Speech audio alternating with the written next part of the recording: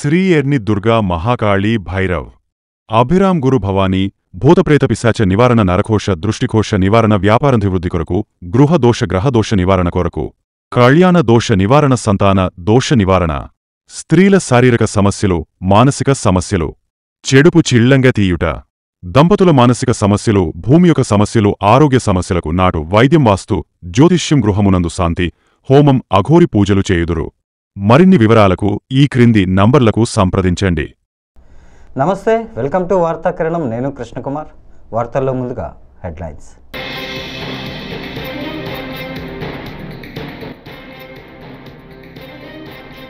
ఏపీలో 1 కోటి మొక్కలు నాటే బృహత్ కార్యక్రమం, సీఎం చంద్రబాబు సమీక్ష.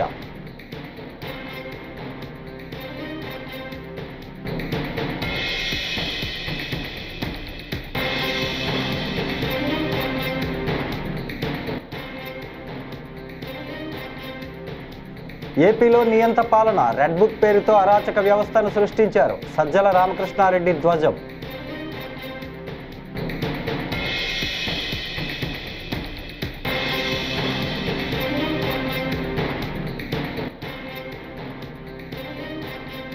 వెన్నుపోటుకు గొడ్డలి వేటుకు patent YS Jagan, politburo సభ్యుడు వర్ల రామయ్య.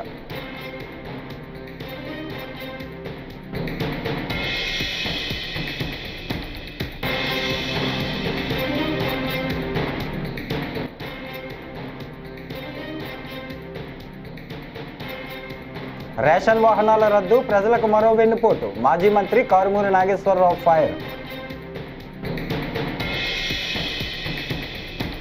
ఇక డీటెయిల్స్ చూస్తే, రాష్ట్రంలో పచ్చదనాన్ని గణనీయంగా పెంచి పర్యావరణ పరిరక్షణకు పెద్దపీట వేయాలని ఆంధ్రప్రదేశ్ ప్రభుత్వం సంకల్పించింది. ఇందులో భాగంగా ముఖ్యమంత్రి చంద్రబాబు సచివాలయంలో ఉన్నతాధికారులతో సమీక్షా సమావేశం నిర్వహించారు. ఈ సందర్భంగా జూన్ 5వ తేదీన రాష్ట్ర వ్యాప్తంగా 1 కోటి మొక్కలు నాటే బృహత్ కార్యక్రమాన్ని చేపట్టాలని ఆయన అధికారులను ఆదేశించారు.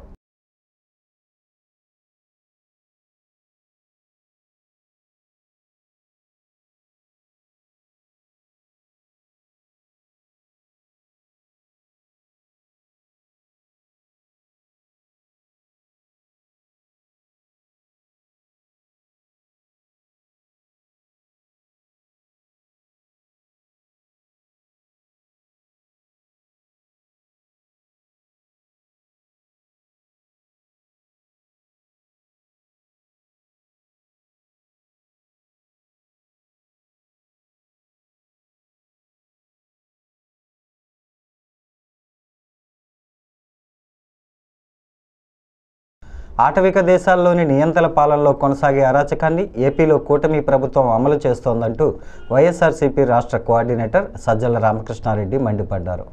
గుంటూరు జిల్లా జైలులో రిమాండ్లో ఉన్న మాజీ ఎంపీ నందిగం సురేష్, పార్టీ నేత తురక కిషోర్లను ఆయన పరామర్శించారు. అనంతరం జైలు బయట మీడియాతో మాట్లాడుతూ రెడ్ బుక్ పేరుతో అధికార దుర్వినియోగానికి పోలీసు యంత్రాంగాన్ని వినియోగించుకోవడం అత్యంత ప్రమాదకరమనే విషయాన్ని చంద్రబాబు గ్రహించడం లేదని ఆగ్రహం వ్యక్తం చేశారు. యాక్టివిస్టులను, సింపథైజర్లను, మాతో సంబంధం లేని వాళ్ళను కూడా, లేదా పోస్టులు పెట్టని వాళ్ళను 5 ఏళ్ల క్రితం 10 ఏళ్ల క్రితం కూడా తీసి అక్రమంగా కేసులు పెట్టి ఒక స్టేట్ అనుకుంటే ఒక పథకం ప్రకారము కుట్రపూరితంగా చేస్తే ఎంతవరకు పోవచ్చు అనేది పరాకాష్ఠకు తీసుకెళ్ళారు. ఇక దాని తర్వాత జరుగుతున్నది చూస్తే అక్కడి నుంచి మొదలై నాయకుల మీద, సీనియర్ నాయకుల మీద ఒకసారి రుచి మరిగాక వాళ్ళకి అర్థమైంది కేసు అవసరం లేదు, ఎవిడెన్స్ అవసరం లేదు, ఒక కథ రాసుకుంటే స్క్రిప్ట్ పక్కాగా ఉంటే ఆ పాత్రలో అంబటి రాంబాబునైనా తీసుకురావచ్చు, విడదల రజనీనైనా తీసుకురావచ్చు, నాగార్జునైనా తీసుకురావచ్చు, ఇంకోరినైనా తీసుకురావచ్చు, ఆఖరుకు జగన్మోహన్ రెడ్డి గారి వరకైనా పోవాలంటే పోవచ్చు అని చూపే ప్రయత్నం, ఆ దిశగా ఏదంటే అది కథలు అల్లుకుంటూ మొదలయ్యారు. ఈ ధైర్యం ఎక్కడి నుంచి వచ్చింది? ఆ రోజు మొదలుపెట్టిన ఇది ఆ తర్వాత ఇక్కడికి వచ్చేసరికి ఇలాగే జరుగుతుంది అనుకున్నాం, వార్నింగ్ ఇస్తూ వచ్చాం, అలాగే జరుగుతూ వచ్చింది. ఇప్పుడు అమాయకుల మీద కూడా పడుతున్నారు. పొలిటికల్ యాక్టివిస్ట్ కాదు, నాయకులు కాదు, సింపథైజర్స్ దాటి ఇప్పుడు సామాన్య జనం మీద, మీ జర్నలిస్టుల మీద ఎవరైతే ఇప్పుడు మనకేం సంబంధం లేనుకుంటున్నారో వచ్చి మా దారిని మేము రాసుకొని పోయి పెడతామంటున్నారు కదా, మీ మీద పడతారు. ఆల్రెడీ అది మొదలైంది. సామాన్య జనం మీద కూడా పడినారు. మా వరకు మేము ఈరోజు వచ్చి ఇక్కడ పరామర్శించాక జైలుకి వచ్చి వైసీపీ అధినేత మాజీ సీఎం వైఎస్ జగన్ ఫ్రస్ట్రేషన్లో ఉన్నారని, అందుకే అవాకులు చెవాకులు మాట్లాడుతున్నారని టీడీపీ పొలిట్ బ్యూరో సభ్యుడు వర్ల రామయ్య మండిపడ్డారు. సోమవారం అమరావతిలో ఆయన విలేకరులతో మాట్లాడుతూ జూన్ 4వ తేదీ వెన్నుపోటు దినం అనటానికి నీకు సిగ్గులేదా అంటూ వైఎస్ జగన్ను ఆయన సూటిగా ప్రశ్నించారు. వెన్నుపోటుకు గొడ్డలి వేటుకు పేటెంట్ వైఎస్ జగన్మోహన్ రెడ్డి అని అభివర్ణించారు.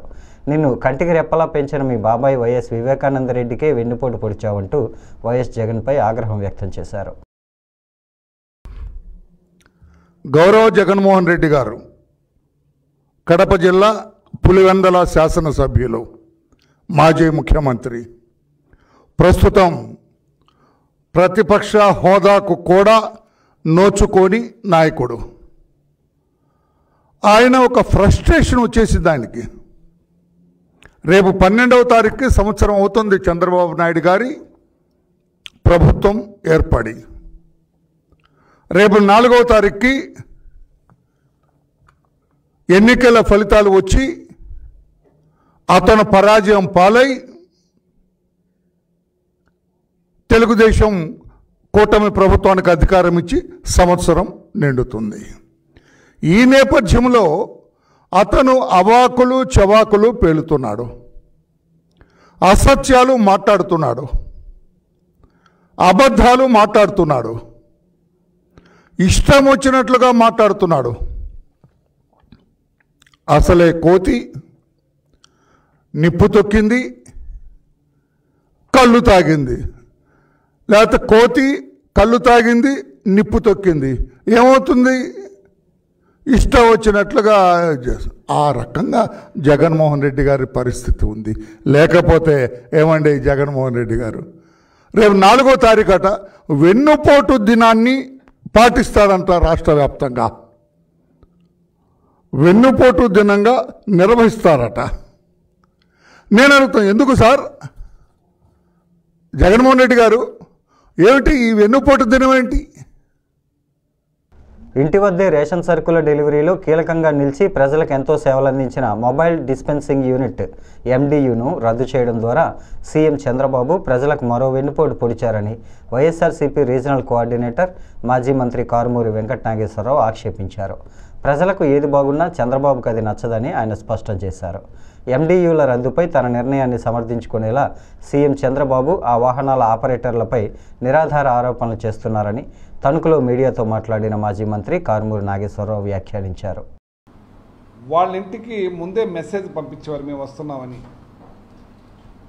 అలాగే లైన్ ఎక్కువ ఉంటే ఆ ఇంటి దగ్గరే కాబట్టి జనం తగ్గకి వెళ్ళి తెచ్చుకుని ఎక్కడా కూడా ఇంచేతంతని 1,45,00,000 ఈ కార్డులున్న ఈ రాష్ట్రంలో రెక్కాడితేనే కానీ డొక్కాడిని జనం చాలామంది ఉన్నారు.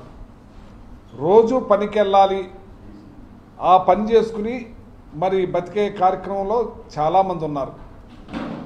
ఈ రేషన్ ఈ దుకాణాలు వల్ల ఇబ్బంది పడే పరిస్థితి పోయి ఎండియు బళ్ళు ద్వారా ఒక్కరోజు కూడా పని వేస్ట్ కాకుండా ఇంటి దగ్గర సరుకులు అందే కార్యక్రమం జరగబట్టి ఎంతోమంది ఆడవారు ఉన్నారు, ముసలివారు ఉన్నారు, చాలా చిన్నవాళ్ళు పెద్దవాళ్ళు అందరూ కూడా చాలామంది దానికోసం ఇబ్బంది పడే పరిస్థితి ఉండేది. అటువంటి ఇబ్బంది పడే పరిస్థితి లేకుండా ఇది అందటం వల్ల కొన్ని వేల మంది రోజు పని చేసుకునే వాళ్ళు పని మానుకుని రేషన్ షాపులు కాడ పడిగాపులు పడి రేషన్ తీసుకోవటం కోసం సర్వర్లు పనిచేయక మరి చాలా ఇబ్బంది పడి గతంలో కొన్ని వేల కోట్లు నష్టపోయే పరిస్థితులు ఉండేది. ఎందుకంటే 400 నుంచి 600 రూపాయలు కూలీ రేటు ఉంది. తిరుమల శ్రీవారిని పలువురు ప్రముఖులు దర్శించుకున్నారు. సినీ నటుడు సోనూ సూద్ తన కుటుంబ సభ్యులతో కలిసి స్వామివారి సుప్రభాత సేవలో పాల్గొన్నారు. మరోవైపు నటుడు శుభలేఖ సుధాకర్, గాయని ఎస్పీ శైలజ దంపతులు, justice Duppala Venkataramana, controller auditor general of India Sanjay Murthy వేరువేరుగా స్వామివారిని దర్శించుకున్నారు. తొలుత టీటీడీ అధికారులు వీరికి స్వాగతం పలికి దర్శనం ఏర్పాట్లు చేశారు. అనంతరం ఆలయంలోకి వెళ్లిన వారు స్వామివారిని దర్శించుకుని మొక్కులు చెల్లించుకున్నారు.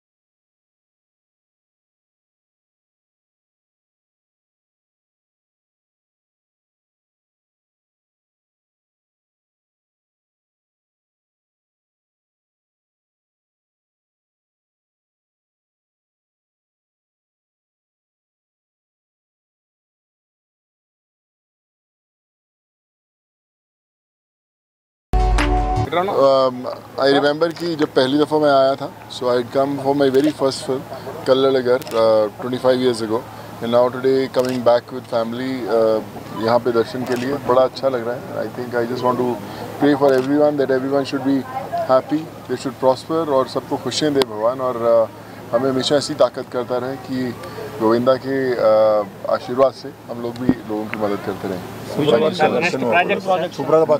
नेक्स्ट प्रोजेक्ट अभी we are starting a film called Nandi, जो मैं एक्ट भी कर रहा हूँ, डायरेक्ट भी कर रहा हूँ. सो सितंबर में शुरू होगा.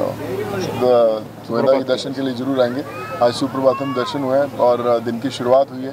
बहुत अच्छा है and I pray for everyone in this. సీనియర్ నటుడు రాజేంద్ర ప్రసాద్ నటించిన తాజా చిత్రం షష్టిపూర్తి లేడీస్ టైలర్ విడుదలైన 38 ఏళ్ల తర్వాత ఆయన అర్చన ప్రధాన పాత్రలో ఈ చిత్రంలో నటించారు. పవన్ ప్రభా దర్శకత్వంలో రూపొందిన ఈ సినిమా మే 30న ప్రేక్షకుల ముందుకు వచ్చింది. తాజాగా ఈ టీం సక్సెస్ మీట్ను నిర్వహించింది.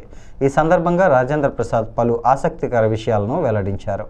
ఈ సక్సెస్ మీట్ మేము ఇళయరాజా గారిని స్వామి అని పిలిచేవాళ్ళం అప్పట్లో. ఆయన వైట్ అండ్ వైట్ వేసుకుని ఎప్పుడు పొద్దున్న నిద్ర లేచిన దగ్గర నుంచి ఆయన ఎన్నింటికి పడుకుంటారో నాకు తెలియదు, కానీ అన్నింటి వరకు ఆయనకి సంగీతం తప్ప మరొకటి తెలియదు. అందుకని స్వామి అని పిలిచేవాళ్ళం మేము. అంటే నేను చెప్తుంది లేడీస్ టైలర్ ప్రేమించి పెళ్ళాడు ఆ టైంలో స్వామి అని పిలిచేవాళ్ళం. ఆయనకి హృదయపూర్వక జన్మదిన శుభాకాంక్షలు. Happy birthday sir. స్వామి వణకం, వందనం, నమస్కారం, పాద నమస్కారం. ఆయన మొన్న ఇంటర్వ్యూలోనే మీరు అందరూ చూశారుగా, వీడు మావాడే. ఆయన లేడీస్ టైలర్ డబుల్ పాజిటివ్ చూసి ఫస్ట్ ఊరే అని పిలిచాడు ఆయన నన్ను. అంటే అది ప్రేమ. ఈ మధ్య కొన్ని ఫంక్షన్లు గబుక్కుని నేను మాట్లాడుతుంటే కూడా దాన్ని రాంగ్ గా అర్థం చేసుకుంటున్నారు. మీ కర్మ, అది మీ సంస్కారం మీద ఆధారపడి ఉంది, నేనేం చేయలేను. ఒకవేళ తప్పుగా అర్థం చేసుకున్నట్టయితే మీ సంస్కారం. నేనైతే ఇట్లాగే ఉంటా, సరదాగా ఉంటా ఎవరితో. ఇప్పుడు ఇళయరాజా గారితో ఆ రోజున మీటింగ్ ఎంత బాగా జరిగింది మనకి.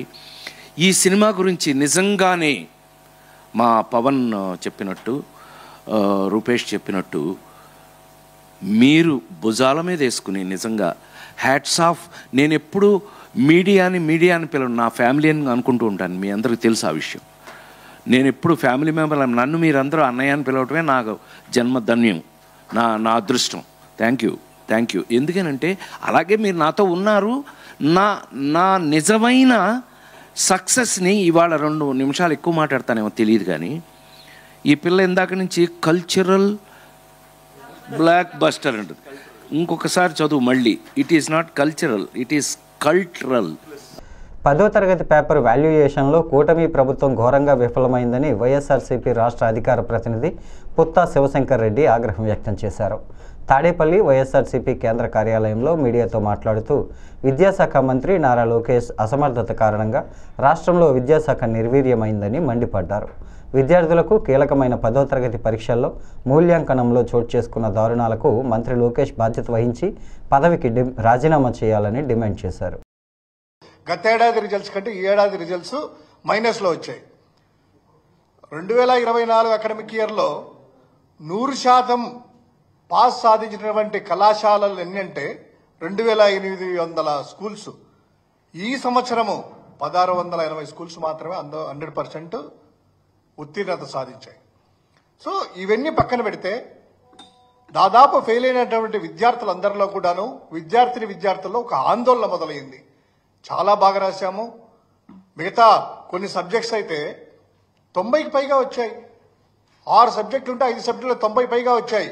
కానీ ఒక్కొక్క సబ్జెక్టులో 20 మార్కులు, 15 మార్కులు, 5 మార్కులు దీంతో రావడంతో అందరూ కూడాను ఆందోళన చెంది రీవెరిఫికేషన్, రీకౌంటింగ్ అనే దానికి కొంతమంది నాలెడ్జ్ ఉన్నవాళ్ళు, ఆ స్తోమత ఉన్నవాళ్ళు, అవగాహన ఉన్నవాళ్ళు, వాళ్ళ తల్లిదండ్రులు ఈ రీవెరిఫికేషన్కి, రీకౌంటింగ్కి అప్లై చేశారు. అందులో 66,363 దరఖాస్తులు రాగా వాటిలో 11,000 పేపర్లలో ఫలితాలు మారిపోయినాయి. ఎలా ఫలితాలంటే చూస్తే ఒక చాలా ఆశ్చర్యకరమైనటువంటి ఫలితాలు. ఉదాహరణకి జస్ట్ ప్రెస్ మీటే కాబట్టి ఒక 2-3 కేస్ స్టడీస్ ఎగ్జాంపుల్స్ మనం చెప్పుకుందాం. కడప జిల్లాకు సంబంధించినటువంటి జమ్మలమడుగు నియోజకవర్గం, ఎర్రగుంట్ల మండలం. అందులో జిల్లా పరిషత్ ఉన్నత పాఠశాలలో 10వ తరగతి చదివినటువంటి గంగిరెడ్డి మోక్షిత అనేటువంటి స్టూడెంట్ ఒక సబ్జెక్ట్ ఫెయిల్ అయినట్టు మెయిన్ ఫలితాల్లో వచ్చింది. ఏది సోషల్ సాంఘిక శాస్త్రంలో ఫెయిల్ అయినట్టు. ఆమెకు మార్కులు ఎన్ని తెలుసా? తెలుగులో 96 వచ్చాయి, హిందీలో 82, ఇంగ్లీష్లో 84, మ్యాథమెటిక్స్ 83, సైన్స్లో 98 మార్కులు, సోషల్ స్టడీస్లో 21 మార్కులు మాత్రమే వచ్చినట్టు ఫలితాలు ప్రకటించారు. కేవలం 21 మార్క్స్. సరే, వీళ్ళకు ఉంది కాబట్టి, కొంచెం అవగాహన ఉంది కాబట్టి వాళ్ళ తండ్రి గంగిరెడ్డి మల్లేశ్వరరెడ్డి 1000 రూపాయలు రీవాల్యుయేషన్ ఫీజు కట్టి, అయ్యా మా పాపకు సంబంధించినటువంటి వీటిలో రీవెరిఫికేషన్ చేయాలనేటువంటిది దరఖాస్తు పెట్టాడు. పెట్టిన తర్వాత రీవాల్యూ చేసిన అధికారులు రీవాల్యూ చేసి ఫలితం ప్రకటించారు. అందులో 84 మార్కులు వచ్చాయి.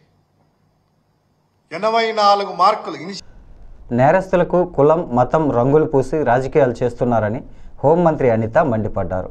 గత ప్రభుత్వంలో సుధాకర్, వరప్రసాద్ను దారుణంగా అవమానించినప్పుడు జగన్ ఎందుకు పరామర్శించలేదని ప్రశ్నించారు. తెనాలిలో కానిస్టేబుల్పై రౌడీ షీటర్స్ దాడి చేయడంపై పోలీసులు చట్ట ప్రకారం చర్యలు చేపడతారని స్పష్టం చేశారు.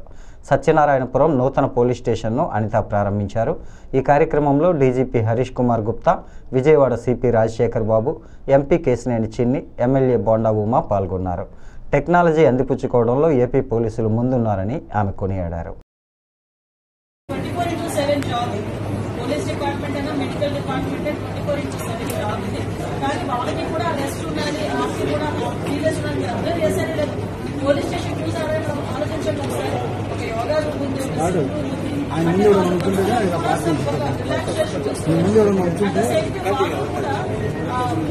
సెలవు ఇచ్చే విషయంలో కూడా ఎక్కడ కూడా ఇబ్బంది లేకుండా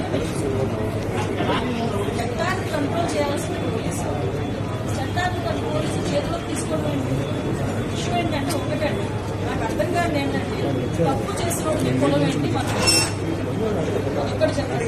మాకు వాళ్ళ పేరెంట్స్ కూడా చేశారు. అసలు వాళ్ళ మీద ఎన్ని రౌడీ షీట్స్ ఉన్నాయి. అసలు తెలంగాణలోని నాకు తీసుకోవడం సోషల్ రెస్పాన్సిబిలిటీ కూడా ఒకసారి తెనాలిలో వాళ్ళ తాలూకా నేచర్ ఏంటి, వాళ్ళ తాలూకా బ్యాక్గ్రౌండ్ ఏంటి అనేది ఒకసారి చెక్ చేయండి. యాక్చువల్గా ఒక గంజా బ్యాచ్ పోలీస్ డిపార్ట్మెంట్ మీద చెక్ చేసుకుంటారు అంటే చెప్పగలిగే ఒకసారి దానికి కూడా వీళ్ళు రాజకీయాలను కూలివేసి దానికి కులాన్ని అంతగట్టి మతాన్ని అంతగడతా ఉంటే పోలీస్ డిపార్ట్మెంట్ ఎలా వర్క్ చేసుకోవాలి ఒకసారి ఆలోచించాలి. ఇదే పోలీస్ యాక్షన్ తీసుకోలేదు, ఏదైనా ఒక స్టెప్ ఫార్వర్డ్ వేస్తే ఈ రకంగా మాట్లాడారు. అంటే నేనేమంటారంటే కొంతమంది మన డిపార్ట్మెంట్ చేసుకునేవాళ్ళు అలాగే ఇప్పుడు అమాయకులు అవ్వదు కూడా మీరు పెడతారు. నేను ఒకటే మాట్లాడతానంటే ఇప్పుడు ఎక్సీఎం ఈయన జగన్మోహన్ రెడ్డి ఏదైనా మాట్లాడతారు, మీరు కూడా ఏదో పెడుతున్నారు, రేపు కూడా వస్తారు అంటారు. నేను డైరెక్ట్ క్వశ్చన్ అండి, డాక్టర్ సుధాకర్ అనే వ్యక్తి మాస్క్ అడిగిన పాపానికి నడి రోడ్డు మీద రెక్కలు నుంచి చుట్టా ఇంటి కొట్టిన సందర్భం మర్చిపోయారు. మరి ఆ రోజు ఎందుకు మాట్లాడలేదు జగన్మోహన్ రెడ్డి? ఆ రోజు అయితే దావస్కృచారు అక్కడ, ఆ రోజు అయితే అదే చంద్రబాబు నాయుడు గారు అమరావతి చూడడానికి ఎంతో బస్సు మీద రాళ్ళు ఇస్తుంటా ఉంటే ఆ రోజు ఎందుకు రాళ్ళు ఇస్తారంటే బాబు అక్రమ సంబంధానికి అడ్డు వస్తున్నాడని ప్రియుడితో కలిసి భర్తను హత్య చేయించిన ఘటనలో ముగ్గురిని అరెస్టు చేసినట్లు జిల్లా ఎస్పీ రత్నం సోమవారం తెలిపారు. ధర్మవరం రూరల్ పోలీస్ స్టేషన్ పరిధిలో గతేడాది యమున అనే మహిళ ప్రియుడితో కలిసి భర్తను హత్య చేయించిందని పేర్కొన్నారు. ఈ కేసులో ముగ్గురిని అరెస్టు చేయగా మరో 2 పరారీలో ఉన్నారని చెప్పారు. మిగిలిన వారిని త్వరలో అరెస్టు చేస్తామని ఎస్పీ తెలియజేశారు.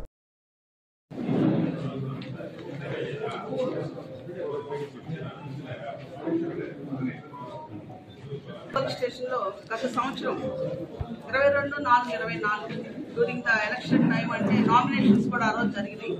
ఆ రోజు సోమవారం ఎన్నిక అనంతరం విజయవాడ ఎంపీ చిన్నితో కలిసి మీడియా సమావేశం నిర్వహించారు. తిరువూరు అభివృద్ధి కోసమే టీడీపీ పనిచేస్తుందని, తిరువూరు పట్టణంలో ఉన్న ప్రధాన సమస్యలపై దృష్టి సారిస్తామని అన్నారు. అందరినీ కలుపుకొని పోయి పట్టణాభివృద్ధి ధ్యేయంగా పనిచేస్తామన్నారు. అనుమానం వ్యక్తం చేయడం జరిగింది డిసీజ్ యొక్క తల్లిదండ్రులు. తర్వాత ఫర్దర్గా డాక్టర్ సర్టిఫికేట్ ప్రకారం ఆ కేసుని వెరిఫై చేయడానికి పోలీసు వెరిఫై చేశారు. చేసినప్పటికీ డాక్టర్ సర్టిఫికేట్లో క్లారిటీ లేకపోవడం వల్ల ఫర్దర్ క్వశ్చనరీ మళ్ళీ అడగడం జరిగింది.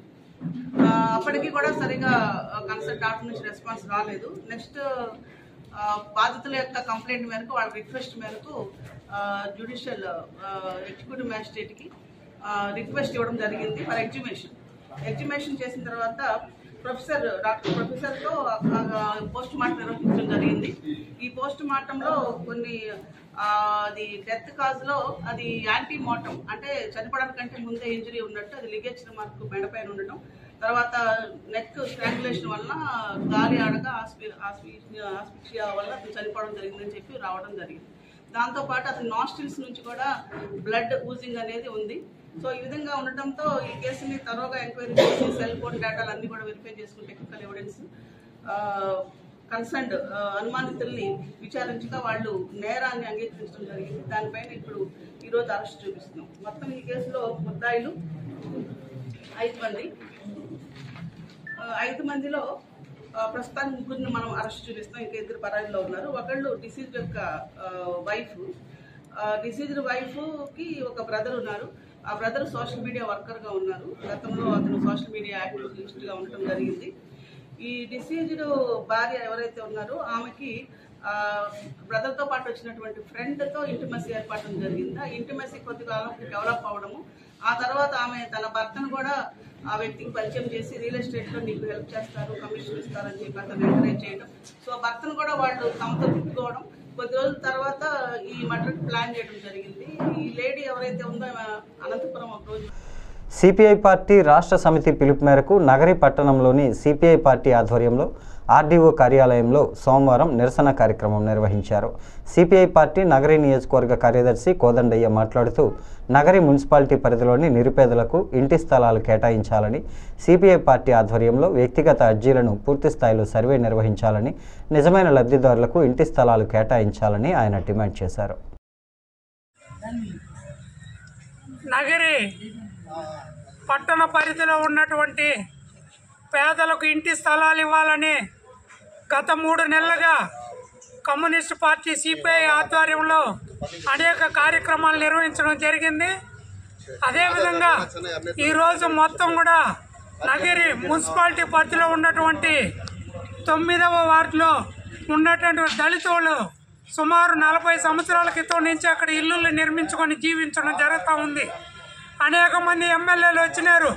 చెంగారెడ్డి మొదలుకొని, దొరసామరాజు మొదలుకొని, మన రోజమ్మ, ఇప్పుడు భానుప్రకాష్, అన్ని మంది ఎమ్మెల్యేలు వచ్చినా, ప్రభుత్వాలు మారినా అక్కడున్న దళితుల తలరాత మాత్రం అలాగే కొనసాగుతూ ఉంది.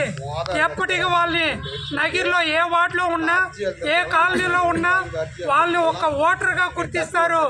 ఈ వార్తలు ఇంతటితో సమాప్తం. నమస్కారం.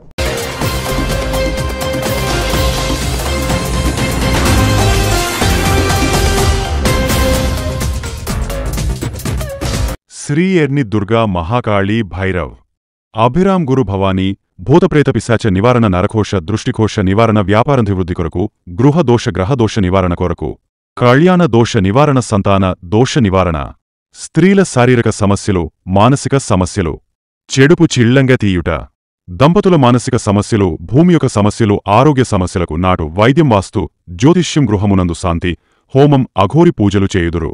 మరిన్ని వివరాలకు ఈ క్రింది నంబర్లకు సంప్రదించండి.